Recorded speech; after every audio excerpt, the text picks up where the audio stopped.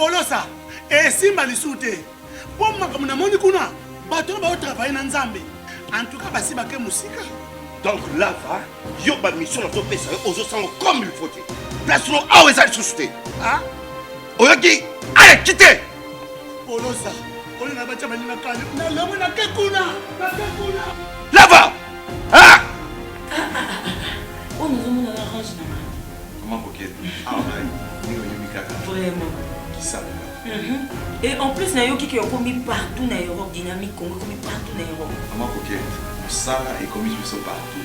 Tout comme en Suède, tout comme à Paris, tout comme à Lille, tout comme à Bruxelles. Et puis, base la mission est toujours Londres, Angleterre.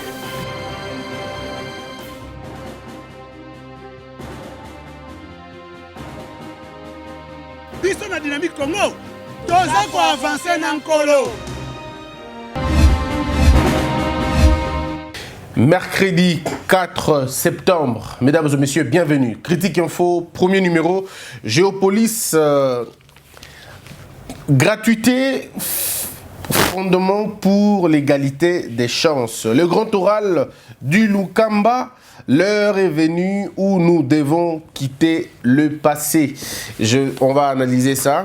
Ilukamba, de joue le piège de l'opposition, annonce le vrai modérateur. On parle aussi de Martin Fayulu et Mozuto à Cape Town, Jean-Pierre Bemba en France et Moïse Katumbi à Lubumbashi.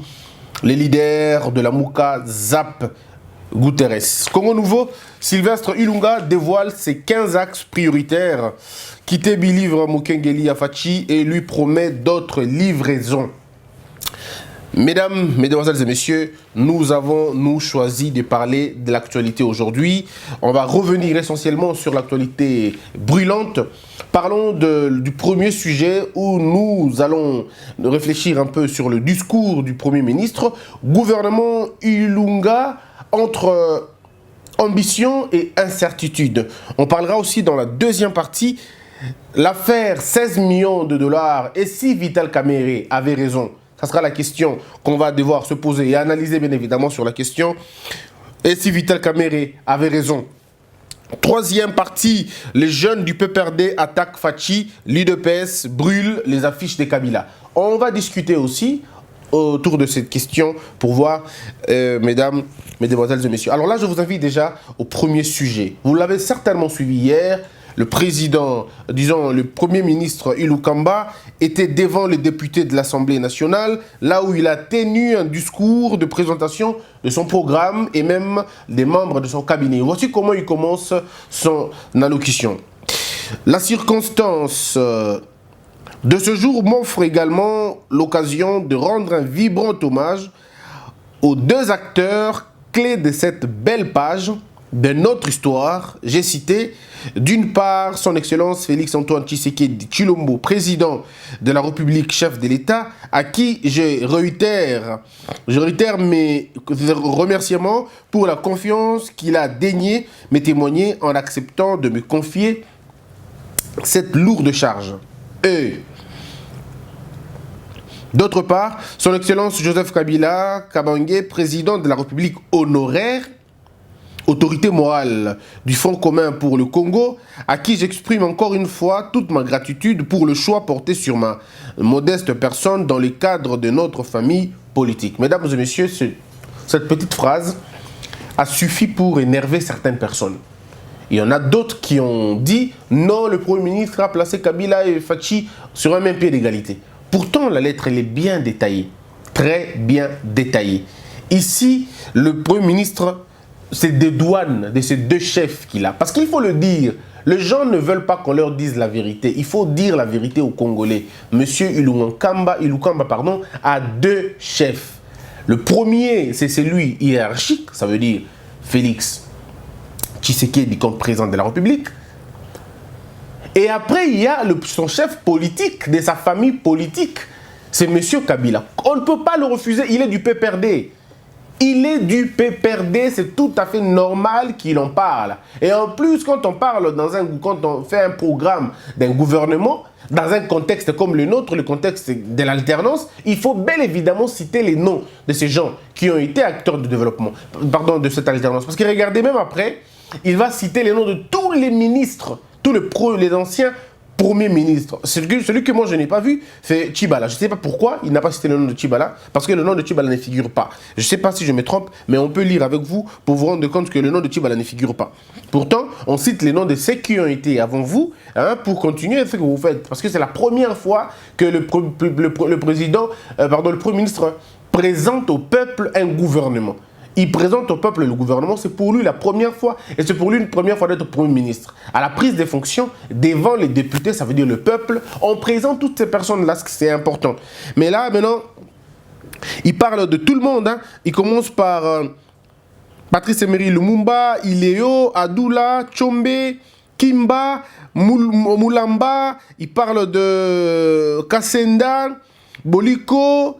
Il y a Nguns Karlibond, Nsinga Uju, Kengo Adondo, Évariste Mabi Moulumba. Il parle de Samboa Pida. Il y a aussi Lunda Bululu.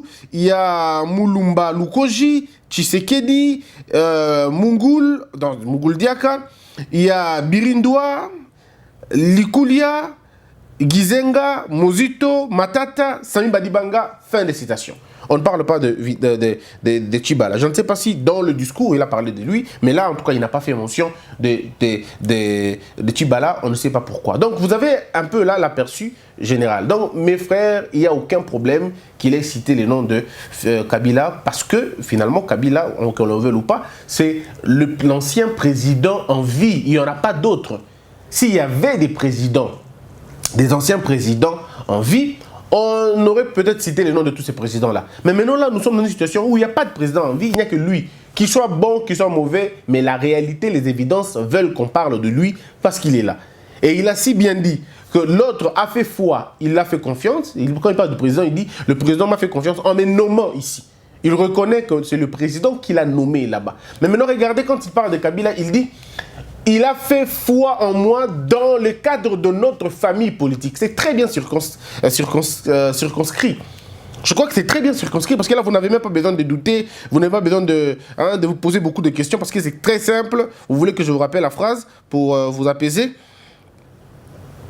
D'autre part, son excellence Joseph Kabila Kabange, et puis va plus loin, il dit « À qui j'exprime encore une fois de toute ma gratitude pour le choix porté sur ma modeste personne dans le cadre de notre famille politique. » Mais quand il s'agit de parler de Félix Tshisekedi, il dit, chef de l'État, à qui je réitère mes remerciements pour la confiance qu'il a daigné me témoigner en acceptant de me confier cette lourde charge.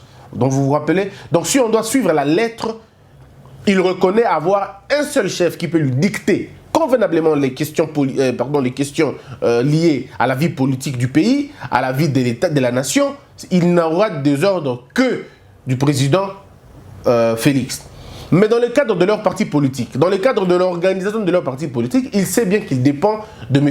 Kabila, parce que c'est lui finalement son patron politique. Donc là déjà, il y a on enlève un peu ce trouble qu'il y a dans la tête des gens. Mais nous revenons sur la forme et le fond. Je partage les inquiétudes de tout le monde.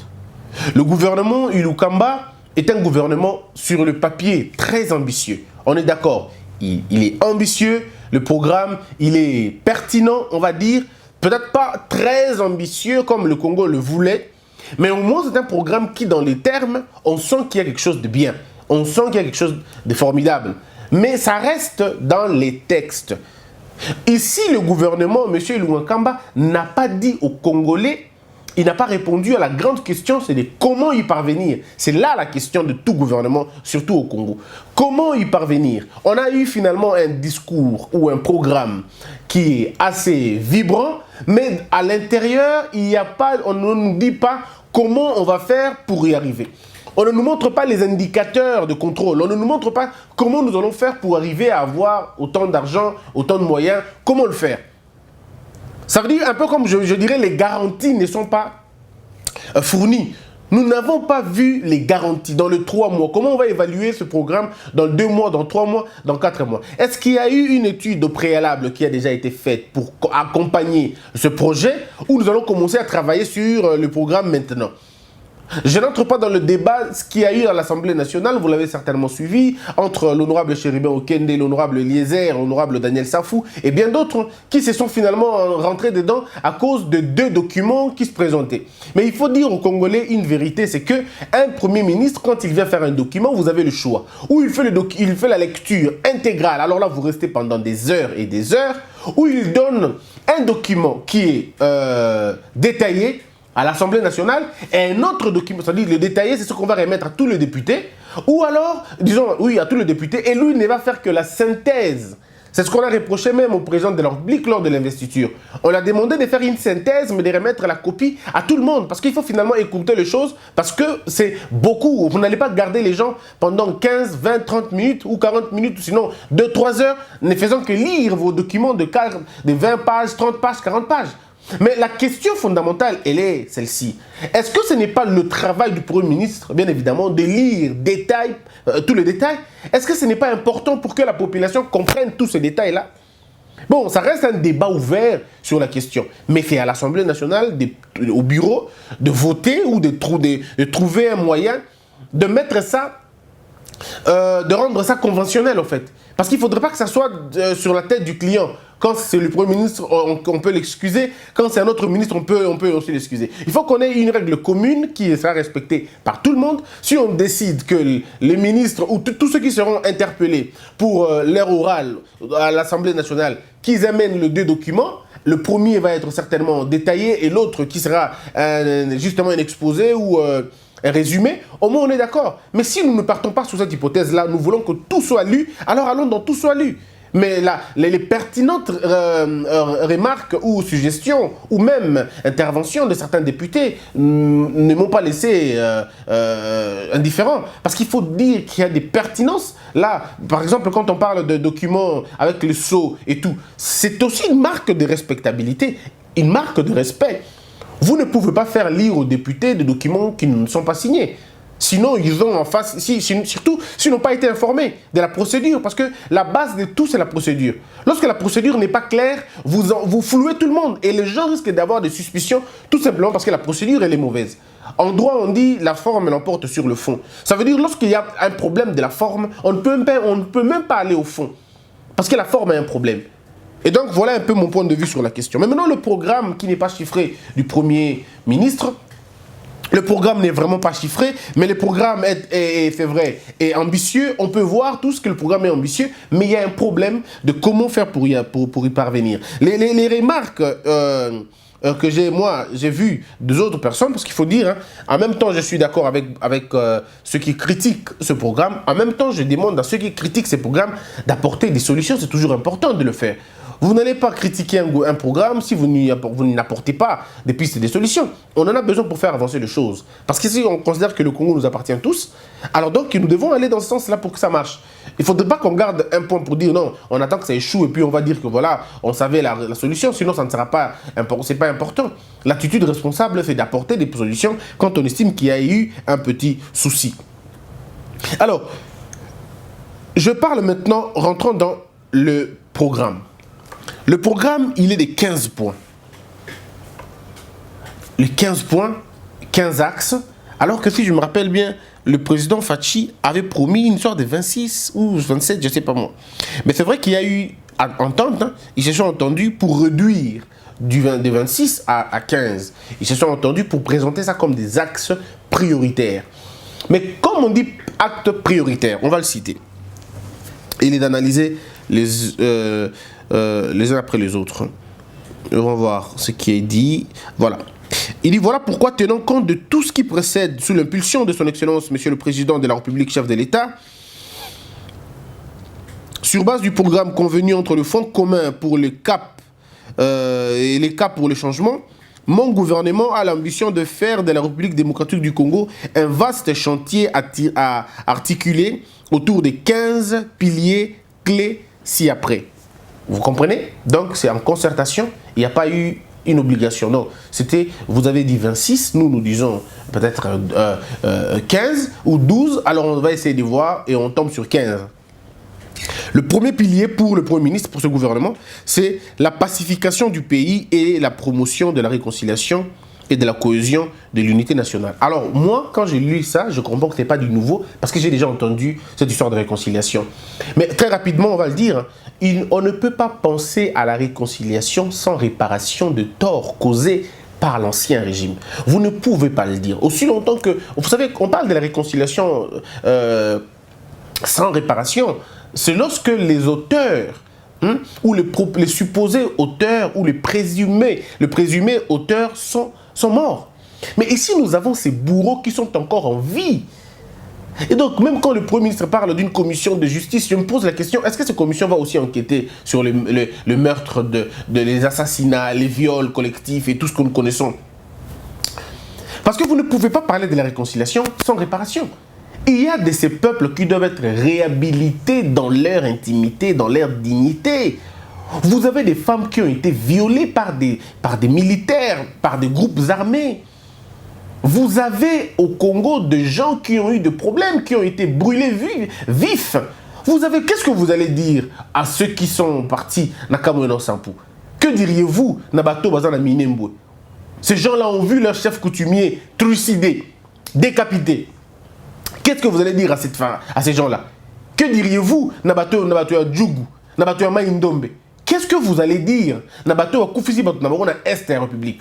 Toutes ces personnes qui ont fait des guerres ici, des belliqueux, qui nous ont amené l'opprobre et tout ça, qui nous ont traînés dans ce que nous sommes aujourd'hui, et tous les traîtres qui se trouvent dans l'armée, dans l'administration publique, et toutes ces personnes-là, aujourd'hui, au nom de la réconciliation, on va les oublier. Ah non, ça ne sera pas et cause à la réconciliation, mais cause à la prime à la délinquance. Il faudrait, avant de penser à une réconciliation, avoir ou ouvrir un tribunal ad hoc pour statuer sur ce qui s'est passé à l'est du pays, ce qui s'est passé à Kamono Sampou, ce qui s'est passé dans le Maïndombe. Et que les auteurs de ces barbaries soient sanctionnés. Il n'y a que ça qui puisse laver la douleur de ces familles-là. Il n'y a que ça. On ne peut pas se réconcilier sans vérité. Il n'y a pas de pardon sans que l'on arrive à reconnaître le tort qu'on a commis. Regardez même la Bible que nous utilisons tous. Pose une condition. Même Dieu dit, si mon peuple s'humilie, il faut d'abord que les gens s'humilient. Il faut d'abord que les gens arrivent à se repentir. Si les gens se repentir vraiment pour de vrai, et qu'il y a une sanction qui s'ensuit, vous réparez Batoana. Deuxième type de réparation, c'est créer je le dis toujours, de mémoriaux, pour la Batouana. Il faut trouver un moyen d'honorer la mémoire de toutes ces personnes qui sont parties. Vous pouvez dire, ceux qui te fouiller les sous sur la passé à bateau, ça peut encore énerver les gens, on peut encore verser le pays dans un cas de moto, dans un cas de problème et tout. On est bien d'accord. Mais dans ce cas, l'État prend des responsabilités. Le chef de l'État avait dit, j'endosse la responsabilité. On est bien d'accord. Vous le dites en tant que chef de l'État. Mais maintenant, il faut aller rencontrer ces familles-là. Pas en tant que vous, chef de l'État, mais la nation tout entière. Nous devons nous demander pardon pour tout ce que nous avons fait. C'est très important. Et commencer maintenant à reconnaître toutes ces personnes qui ont été tuées.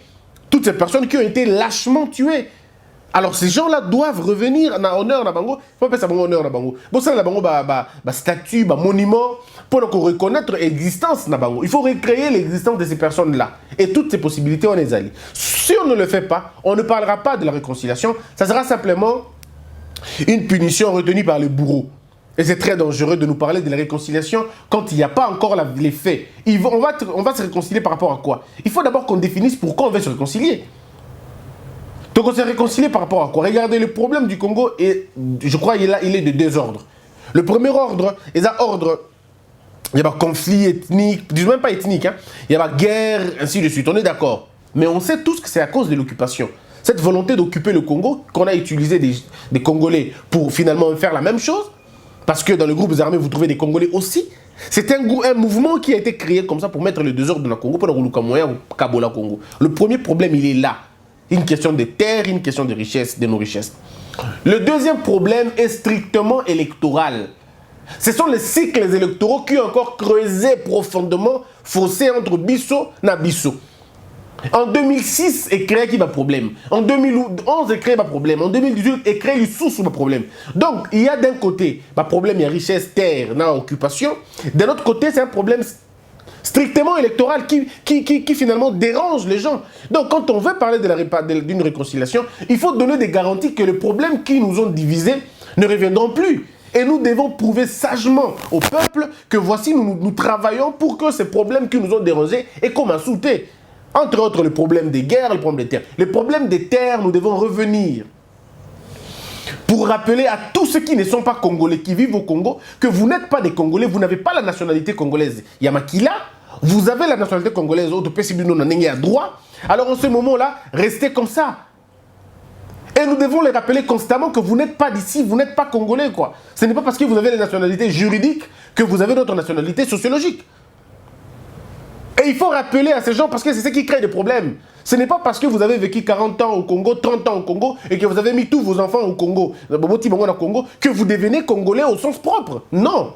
Vous ne le devenez pas à cause d'une signature juridique d'un monsieur. Non. Vous le devenez parce que vous appartenez à cette terre idéologiquement, philosophiquement, spirituellement et même en termes d'histoire. Je crois que c'est important. Et puis nos richesses doivent être mieux partagées pour que tu vois comment on le fait. Les problèmes électoraux doivent être résolus, comme on l'a toujours dit ici, dans la chaîne Nabisso. Donc je pense simplement que sur cette question, sur le premier pilier de la réconciliation, le Premier ministre aura vraiment un problème, parce qu'aussi longtemps qu'il n'y aura pas de vérité, aussi longtemps qu'il n'y aura pas de sanctions, eh bien il n'y aura pas de réconciliation. Là, c'est peut-être la petite faiblesse de ces projets. Mais le pilier, il est important. Nous avons besoin de nous réconcilier, ça c'est vrai. On a besoin de nous réconcilier parce qu'un peuple qui n'est pas réconcilié ne peut pas avancer. On est d'accord. Mais il faut méthodiquement trouver des moyens pour trouver ça. Le deuxième pilier, c'est le renforcement de l'autorité de l'État, promotion de l'État de droit et démocratie. Ça, c'est une très bonne chose. Il a bien détaillé d'ailleurs. Il a donné des très belles idées, Mais ces idées ne tiennent qu'à une seule chose, la rationalité et la justice distributive. Nous ne pouvons pas rendre effective l'autorité de l'État si l'agent lui-même n'est pas mis au centre de tous les intérêts. Qui sont nos magistrats? Qui sont nos policiers? Qui sont nos militaires? Si ces gens-là ne sont pas bien recrutés, bien formés, bien traités et très bien suivis, rassurez-vous, la société sera toujours dans des bandes d'autres. Le recrutement, le traitement, le suivi, la formation, ce sont des éléments importants pour investir l'autorité de l'État. Vous savez, quand le policier est pris en charge par l'État, en termes de recrutement, en termes de formation, et puis en termes de traitement, et il y a besoin de suivre, ce policier lui-même va être une discipline pour lui-même. Il ne pourra pas s'adonner à des bêtises. Parce qu'il y a dit que, problème est ça, et comme il a mabé. Mais lorsque vous le mettez dans des conditions où il va chercher l'argent dans la poche des gens, rassurez-vous d'une chose, l'autorité de l'État sera toujours bafouée.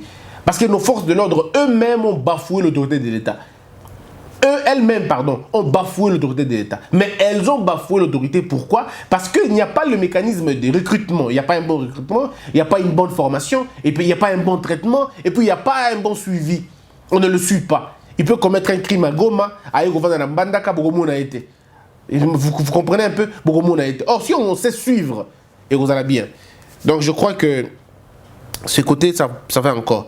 Le troisième pilier fait la redynamisation de notre diplomatie et réhabilitation de son image. De ce côté-là, en tout cas, le Premier ministre a essayé de faire comprendre beaucoup de choses, mais encore là, il y aura un problème de moyens et de pression politique. Au Congo, on a un problème et de moyens et des pressions politiques, parce que tout est politisé. Aujourd'hui, c'est une question de voir comment on fait avec les autres, comment je survis, comment je vis politiquement. Et c'est ce qui est compliqué maintenant. Je suis un peu d'accord avec ce que M. Honoré Ngbanda a dit, cette histoire de masque. Je ne partage pas totalement son point de vue, mais je prends cette illustration pour faire comprendre qu'aujourd'hui, on peut se dire, le parrainage et les parrainages qui se passent partout au monde, mais nous, notre parrainage est basé sur la confiance et la loyauté des individus, pas forcément la méritocratie.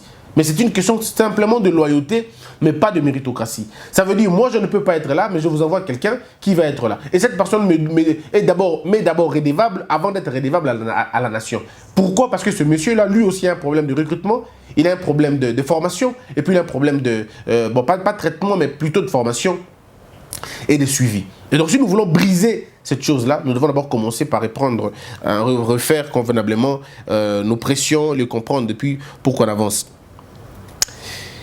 Quatrième pilier, lutte contre la corruption et les crimes économiques. Vous ne réussirez pas ici. Ici le Premier ministre, c'est le plan où il a été vraiment assez, je veux dire, superficiel, si je peux le dire. Parce qu'il n'y a pas de mécanisme. En fait, il n'y a pas de mécanisme. Monsieur le Premier ministre, vous ne réussirez jamais à résoudre le problème du Congo. Il y a corruption, corruption, crime, sans justice sérieuse. Vous ne pouvez pas. Vous ne pouvez pas. Et vous savez, quand vous dites que rétablir la justice au sens propre, c'est mettre le FCC en péril. Et là, la question, elle est simple. Est-ce que le FCC peut-il travailler dans le cadre de s'auto-flageller? C'est ça le problème. Il y a beaucoup de gens, pas tous du FCC, pas tout le monde du FCC, mais un nombre important de ceux qui ont travaillé dans la FCC, dans la majorité présidentielle, M. Kabila, la plupart na bango, mingi na kati na bango, baza poursuivi au fait. Et quand je dis poursuivi, ça ne veut pas dire poursuivi pas par la justice forcément, mais par les faits. Oh, ceux qui le Bible, réveiller justice, beaucoup seront en prison. Alors, aujourd'hui, la justice, vous allez la contrôler dans le FCC. Quand bien même le président de la République a un œil regardant sur la question, mais on se pose des vraies questions. C'est que comment ça va devoir se passer? Pour que ça marche, il faut que le président ait un regard profond, quotidien, permanent. Avoir une commission parallèle pour travailler sur l'enquête de comportement de juge, comportement de magistrat, quand bien même on sait que c'est le Conseil supérieur de la magistrature, mais nous avons proposé au président de la République, et nous continuons à proposer au peuple congolais, d'avoir une commission qu'on ne verra pas, une commission qu'on ne saura pas contrôler, mais une commission qui va travailler dans le but de vérifier la crédibilité et l'éthique qui est à Parce que vous ne pouvez pas traquer un criminel économique si vous n'avez pas des juges et des magistrats sérieux. Aujourd'hui, vous avez la commission. Le Premier ministre a proposé la création d'une commission et la lutte contre la corruption. Mais nous en avons déjà, on en a beaucoup même. On a un conseil spécial en matière de corruption. On a des chambres de corruption. On a des institutions qui luttent contre la corruption. Le problème ici, c'est de les mettre ensemble, trouver une autre commission qui va finalement les fusionner. Il faut qu'il y ait une sorte de fusion. Mais moi, je suis même tenté de dire, pourquoi ne pas travailler avec les privés? Dans certains pays, nous avons des ONG comme ça qui travaillent pour lutter contre la corruption. Et le gouvernement fait foi à tous leurs rapports. On peut peut-être penser à cela. Parce que notre appareil judiciaire, aujourd'hui, a besoin d'être dynamité, refondé. Même pas réformé, c'est refondé. On le refonde et on sait comment faire pour le futur. Parce que crime économique, c'est très dangereux. Parce que même aux États-Unis, vous trouvez les criminels économiques. Oui, vous le trouvez. Même en France, vous le trouvez. Vous avez suivi les rapports en France hier? Vous avez suivi les rapports dans l'administration? Il y a eu un chiffre beaucoup plus important que le chiffre des habitants eux-mêmes. Donc il y a eu des doublons, il y a eu des morts qui n'ont pas été signalés. Même en France, figurez-vous, même en France, ça se passe comme ça. Et aujourd'hui, la France demande même les opérations biométriques. La reconnaissance physique des gens. Si la France, qui est vieille en termes de démocratie, on a un problème, il y a des doublons, on a un problème, il y a des bongo. Et à combien plus forte raison, RDC, Oyo, Bazana nous même pas à 30%, il y a énergie. Vous comprenez? Donc je crois humblement que les crimes, on ne peut le trouver que si on arrive à faire de notre justice, alors une vraie justice, en se posant des questions, qui doit être magistrat et qui ne doit pas l'être, en se posant la question, que font nos magistrats? Quel est le bilan de notre appareil judiciaire 59 ans après? On n'a jamais posé des questions pareilles. À quoi est-ce que la justice congolaise obéit? On répondra tout de suite, elle obéit à la politique. C'est là le problème. La politisation de cet appareil judiciaire a finalement mis cet appareil dans des problèmes sérieux. Le juge est devenu le premier corrupteur, l'avocat est devenu un garçon de course, le procureur c'est un arnaqueur, et on met les gens dans des conditions où ils ne peuvent pas travailler. Mais attention, dans ces mêmes contextes de problème, il y a des magistrats au Congo sérieux, il y a des magistrats au Congo qui n'ont pas fléchi, il y a des juges au Congo qui n'ont pas fléchi. C'est maintenant aller à la rencontre de ces oiseaux rares, de ces gens qui n'ont pas fléchi à la corruption, qui n'ont pas fléchi. Ce sont des gens que nous devons récupérer et c'est avec eux que nous allons refaire un autre système beaucoup plus performant et surtout moral.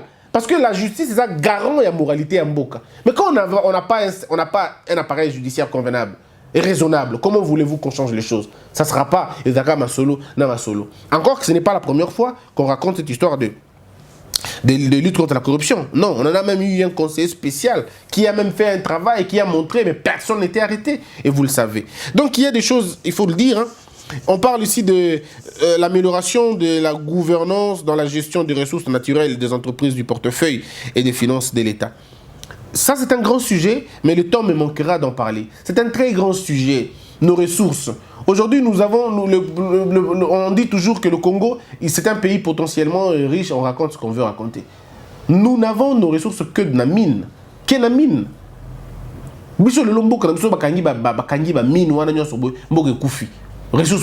Pourtant, nous pouvons gagner 3 fois plus que la mine. Si nous mettons en valeur notre terre. Si nous avons une bonne politique agraire.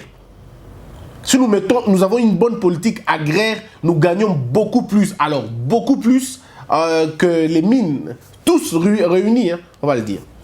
C'est question juste de travail, comment on fait et tout. Et même les contrats. Le Premier ministre doit nous dire, le contrat qui ont été faits, il y a lieu de le réviser. Comment vous donnez un contrat à un minier de 100 ans, entre nous soit dit? Comment vous donnez un contrat de 100 ans à un minier? Il faudrait revenir sur ça, c'est ce qu'on appelle la dilapidation de nos ressources. Il faut revenir sur certains contrats, et c'est important, il faut le voir. Le 6e pilier, amélioration du climat des affaires et promotion de l'entrepreneuriat et de la classe moyenne, il a bien dit des choses, mais encore là, il faut, comment on va trouver l'argent pour financer ce fonds que le président a promis aux jeunes, le fonds de la promotion de la jeunesse, où on va trouver l'argent, on ne nous dit pas. 7e pilier, diversification de l'économie et création de conditions d'une croissance inclusive. 8e pilier, modernisation des infrastructures de base et aménagement du territoire national. Alors c'est ici qu'il faudrait vraiment travailler pour empêcher et bloquer la voie la balkanisation en Boka. Lorsque vous avez un œil regardant sur la territoriale, vous allez vous rendre compte qu'il y a tout ce qui est fait dans l'idée de balkaniser ce pays et que vous allez réussir. 9e pilier, promotion et développement de nouvelles technologies de l'information et de la communication. J'insiste, mes frères, le Congo est numérisé. Seulement, il faut le rendre beaucoup plus performant. Vous avez suivi les documents, vous avez suivi le discours du président hier, un discours important que j'ai suivi. Mais je n'ai toujours pas vu, je n'ai pas compris l'importance de la femme qui est venue parler de Facebook. Je ne comprends pas son importance. Je n'ai pas vu l'importance de son discours dans un programme comme ça. Je n'ai pas vu son discours. Vous savez que la Chine n'utilise pas Facebook? La Chine n'utilise pas Facebook. La Chine n'utilise pas WhatsApp. Non, pas du tout. Ils ont leur WeChat, je crois WeChat, oui. Ils ont leur WeChat ou je sais pas moi, un truc comme ça, qui est plus performant que WhatsApp. Mais c'est en Chine. Plus performant que WhatsApp. Là, vous pouvez récupérer l'argent. Na WhatsApp, vous récupérer mbongo na bango. Je crois que le président avait raison de dire ce qu'il a dit, mais il y a eu beaucoup de choses qu'il faut faire comprendre aux gens. Nous avons déjà la bancarisation. On ne peut pas faire la bancarisation sans numérisation. Nous avons aujourd'hui comment on appelle, certaines reconnaissances, tout ça. Hôpitaux, la justice, on a déjà ça. Nous avons quitté l'étape dactylo, tout comme une étape, il y a ordinateur et tout ça. Donc ça veut dire que nous avons déjà des intentions. Il y a l'OCPT qui devait abriter qu'on appelle fibre optique nabiso et connexion nabiso et nyoso. Mais nous n'avons toujours pas réussi à rationaliser ces choses-là. Donc la question de la numérique, moi je pense que nous devons, surtout dans bateau Borsala, dans pétentique, qu'on essaie de faire un appel à compétences. Que les compétences viennent au pays. Que les compétences viennent nous dire ce qu'ils doivent, ce qu'ils peuvent faire. Je crois que ça va nous aider dans beaucoup de choses. Parce qu'il y a des gens qui contredisent plan numérique. Pas dans le sens Yamabé, mais dans le sens il y a toujours et qu'il y a bien. Lutte contre le changement climatique et la création des conditions du développement.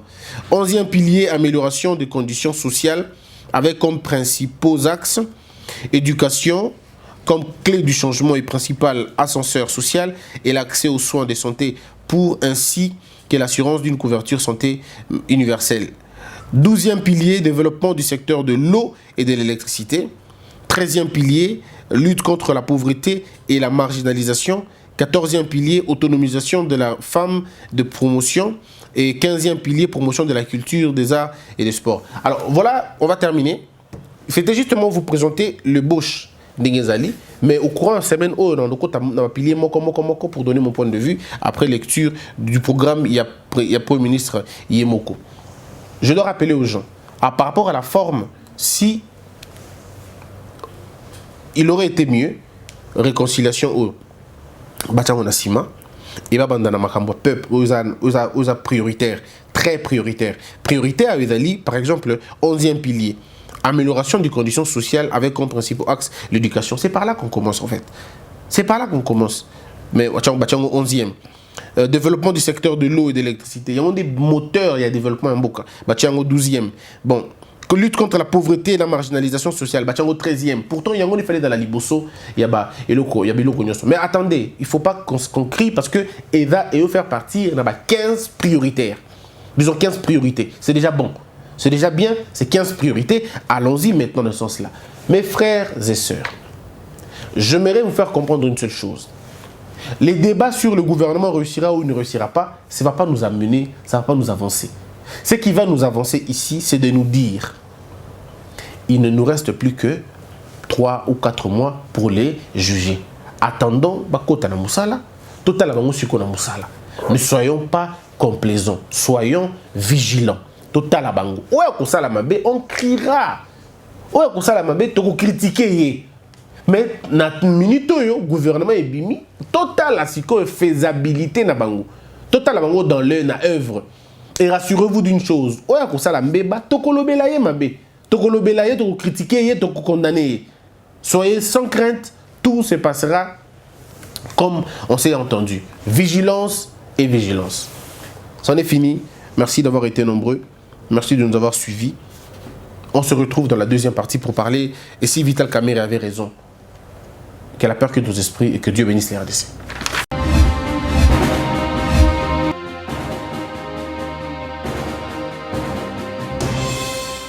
Patron n'a Apollo ça. Et si Malisouté. Pour moi comme na moni kuna. Patron va travailler dans Nzambe. En tout cas basi baké musika. Donc là va, yo ba mission na to pesa aux sango comme il faut. Place no awe za susute. Ah? Oyoki, allez quittez. Apollo ça. On n'a pas de na kanya. Na lomo na kekuna. Na kekuna. Là va. Ah! On nous a mis orange na main. Comment coquette? Ah ouais. Vraiment. Qui ça? Et en plus, Nayo qui est commis partout dans l'Europe, dynamique, commis partout dans l'Europe. Comment coquette? Ça est commis partout. Tout comme en Suède, tout comme à Paris, tout comme à Lille, tout comme à Bruxelles. Et puis, base la mission éthique toujours Londres, Angleterre.